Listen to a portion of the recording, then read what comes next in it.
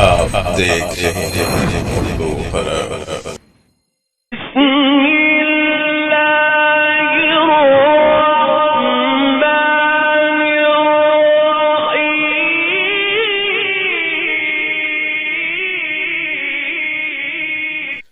کیا آپ جانتے ہیں کہ اس دنیا میں جراثیم، پودے اور جانوروں کی ایک جیسی اہمیت ہے؟ یہ سب ایک دوسرے کے لیے لازم ملزوم ہیں۔ ان میں سے ایک کی نسل کشی، بقیہ کی بھی موت ہے۔ ان کا آپس میں ایک ربط و تعلق ہے، لیکن سائنس کہتی ہے کہ ان کا ارتقاء ایک دوسرے سے ہوا۔ مجھے حیرت اس بات پر ہوتی ہے کہ ملحد چیزوں کے ایک دوسرے سے ربط و تعلق کو ماننے کے باوجود ارتقاء کا دفع کرتے ہیں۔ مثلا اے کے لیے بی کا ہونا ضروری ہے، بی کے لیے سی کا ہونا ضروری ہے، اور سی کے لیے اے کا ہونا ضروری ہے۔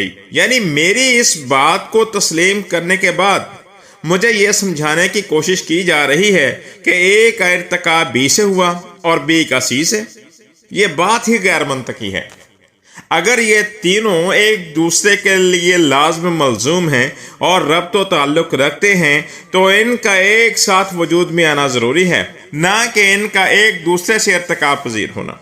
کیا یہ سوال پیدا نہیں ہوتا کہ سی کے بغیر بی کیسے موجود رہا ارتقاء ہونے تک، اور بی کے بغیر اے کیسے موجود رہا؟ بقول غالب، آہ کو چاہیے ایک عمر عصر ہونے تک، کون جیتا ہے تیری زلف کے سر ہونے تک۔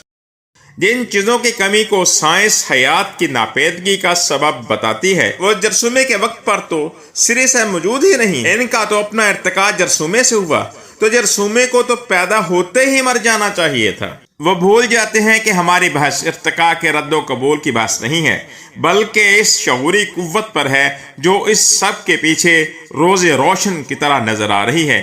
جھگڑا ارتقاء کا نہیں ہے، جھگڑا غیر شعوری ارتقاء کا ہے، ورنہ ڈارون نے کون سی میری بھینس چرائی ہے؟ ناظرین محترم، آپ سے گزارش ہے کہ اگر آپ ہمارے سبسکرائبر نہیں ہیں تو اس چینل کو سبسکرائب کیجئے اور ویڈیو پسند آنے کی صورت میں لائک اور شیئر کیجئے۔ اور ہاں، ڈارون اور اس کے نظریہ اور نظریہ ارتقاء کے بارے میں آپ کا کیا خیال ہے؟ کمنٹ باکس میں اپنی قیمتی رائے سے ضرور نوازیے گا۔ جزاکم اللہ خیرہ، فی امان اللہ۔